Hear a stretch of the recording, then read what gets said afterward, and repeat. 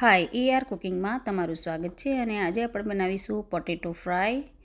એનું જેવું શાક જ થાય છે તો તેના ઇન્ગ્રેડિયન્ટ્સ છે તો તેના માટે મેં અહીં 3 બટાકા લીધા છે અને તેને છોલી અને આવી રીતે નાના નાના પીસ કરી લીધા છે તમે જોઈ શકો છો અને આ ફ્રાય પોટેટોમાં આવી રીતે જ થોડા મોટા પીસ કરવાના હોય છે અને પોટેટોને હવે આપણે બરાબર 2 થી 3 પાણીમાં ધોઈ લઈશું જેથી તેમાં જે સ્ટાર્ચનો ભાગ હોય તે નીકળી જાય તો આપણે બટાકાને લગભગ સરસ રીતે 2 થી 3 પાણીમાં સારી રીતે ધોઈ લેવાના છે અને પછી આપણે અહીં મેં કડાઈમાં તેલ મૂક્યું છે તેલ મેં અહીં 3 જેટલા ચમચા જેટલું મૂક્યું છે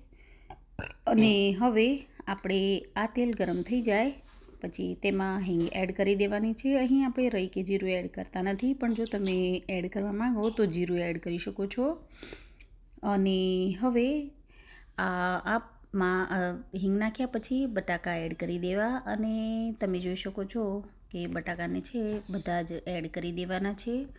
અને બટાકા એડ કરી દીધા પછી આપણે તેને બરાબર હલાવી લઈશું અને તેને ફ્રાય થવા દઈશું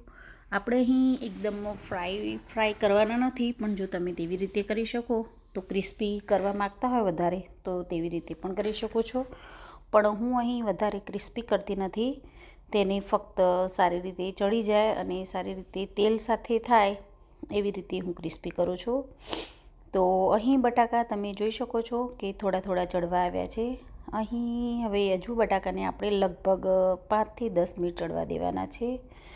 તો જ્યાં સુધી આપણા બટાકા એકદમ સરસ રીતે ચડી ન જાય કાચા ન લાગે ત્યાં સુધી આપણે તેને ચડવા દેવાના છે તો બટાકા અહીં ઓલમોસ્ટ ચડી જવા આવ્યા છે તમે જોઈ શકો છો તો હવે આ સમયે આપણે આ બટાકામાં મસાલો એડ કરી દઈશું એટલે કે આપણે તેમાં થોડા મસાલા કરી દઈએ છીએ